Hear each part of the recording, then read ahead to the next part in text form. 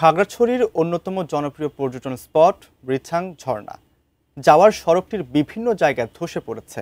নির্মাণের কয়েক মাসের মাথায় ভেঙে গেছে সুরক্ষা প্রাচীরটিও। ঝুঁকি চলাচলকারী পর্যটক ও স্থানীয় বাসিন্দাদের অভিযোগ, নিম্নমানের নির্মাণ সামগ্রী ব্যবহার ও কাজের গাফিলতির কারণে এবারের এক বৃষ্টিতেই এমন দশা। খাগড়াছড়ির প্রতিনিধি আবু দাউদের তথ্য ছবি নিয়ে ডেস্ক রিপোর্ট।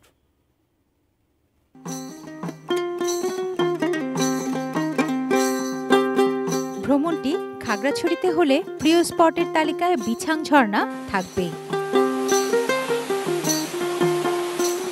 পর্যটকদের কাছে অন্যতম প্রধান আকর্ষণ বৃছাং ঝর্ণা।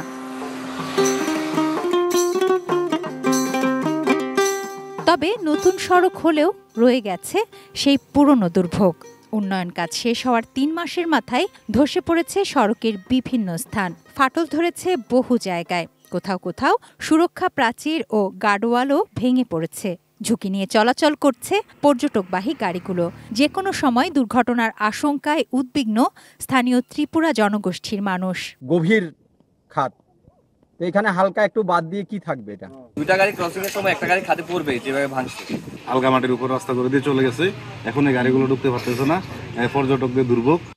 প্রায় ১,৫৬,০০,০০০ টাকা ব্যয়ে ১.৬ কিলোমিটার সড়ক ও গার্ডওয়াল নির্মাণ করেছে এলজিআরডি। ঠিকাদারের বক্তব্য পাওয়া না গেলেও নির্বাহী প্রকৌশলী স্বীকার করেন, বরাদ্দ কম থাকায় টেকসই সড়ক উন্নয়ন ও গার্ডওয়াল নির্মাণ সম্ভব হয়নি। আমরা যে বাজেটের মধ্যে ছিল ওইগুলো কাজ করেছি, কিন্তু বড় বড় ওয়ালগুলো যেগুলো আমাদের ওই ইয়ের মধ্যে সম্ভব ছিল না, আমরা আলাদাভাবে প্রেরণ করেছি। তবে ক্ষতিগ্রস্ত অংশ মেরামতে দ্রুত প্রয়োজনীয় ব্যবস্থা গ্রহণের নির্দেশ দিয়েছেন জেলা প্রশাসক। আইন শৃঙ্খলা কমিটির সভায় আমরা এই বিষয়টি নিয়ে আলোচনা করেছি এবং এই বিষয়ে আমরা নির্বাহী প্রকৌশলীর দৃষ্টি আকর্ষণ করেছি এবং তিনি এই বিষয়ে প্রয়োজনীয় ব্যবস্থা গ্রহণ করবেন মর্মে জানিয়েছেন। তুনাজিনা তনু, ডেস্ক রিপোর্ট, এটিএন নিউজ।